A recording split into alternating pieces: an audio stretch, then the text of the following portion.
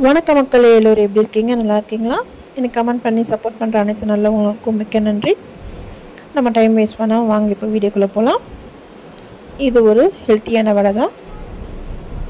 முட்டைகோஸ் வச்சு ஒரு வடை. நம்ம முட்டைகோஸில் கூட்டு பொரியல் தான் பண்ணியிருக்கோம். நான் இன்றைக்கி வடை செய்ய போகிறேன். வாங்க இப்போ அரைச்சி ஹெல்த்தி கிச்சனுக்குள்ளே போகலாம். ஃபஸ்ட்டு நம்ம முட்டைகோஸை சின்ன சின்னதாக கட் பண்ணி எடுத்துக்கலாம்.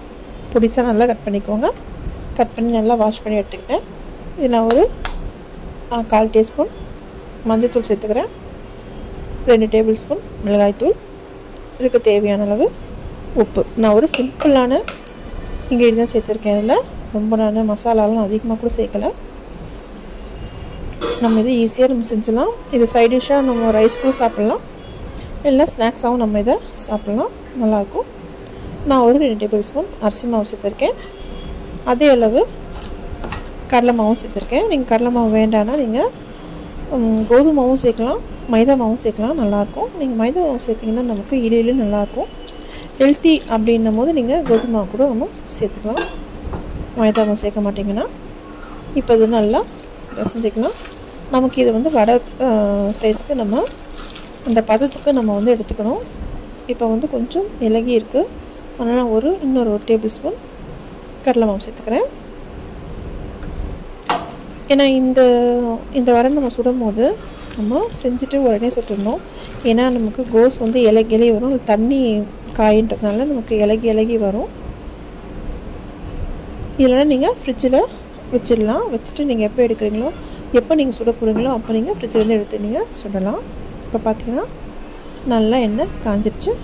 இப்போ நம்ம இதை ஃபஸ்ட்டு பக்கோடா மாதிரி போட்டுக்கலாம்.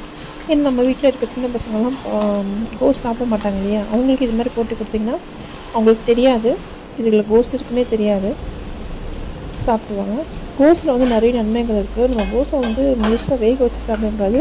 ஒன்றும் பாதிமாக வேக வச்சு சாப்பிட்டா தான் அதோட சத்துக்கள் நமக்கு கிடைக்கும். கோஸ் அல்சர் பேஷண்ட்டுக்கு ரொம்ப நல்லது. அதில் ஜூஸ் எடுத்து குடித்தாங்கன்னா அல்சர் கட்டுப்படும். தைராய்டு பேஷண்ட்டு கோஸ் சாப்பிட்றத தவிர்க்கிறது ரொம்ப நல்லது.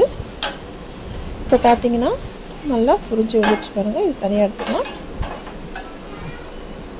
இது பக்கோடா மாதிரி இருக்குது. இப்போ நம்ம வடை மாதிரி சுடலாம் பாருங்கள். நம்ம எப்போவுமே நம்ம பருப்பு வடை சுடுவோம் இல்லையா, அதே மாதிரி தட்டி ஒன்றா போட்டு 2 பக்கம் சிவப்பு வச்சு எடுத்துட்டோன்னா நமக்கு கோஸ் வடை ரெடி ஆகிடும். இது ஹெல்த்தியான ரெசிபி தான்.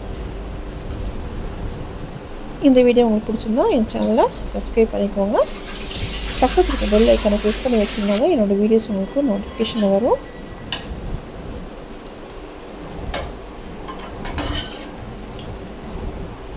இப்போ பார்த்தீங்கன்னா நல்லா செவந்துடுச்சு. நம்ம அவ்வளோதான் எடுத்துடலாம்.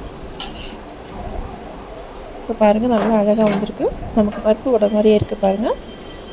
இந்த வீடியோ உங்களுக்கு பிடிச்சிருந்தா லைக் பண்ணுங்கள், ஃப்ரெண்ட்ஸ் அண்ட் ஃபேமிலிக்கு ஷேர் பண்ணுங்கள். மறக்காமல் அரசியலுக்கு சப்போர்ட் பண்ணிவிட்டு ஒரு லைக்கும் பண்ணிவிடுங்க. இந்த வீடியோ பார்த்ததுக்கு ரொம்ப நன்றி. நம்ம நெக்ஸ்ட் வீடியோவில் பார்க்கலாம்.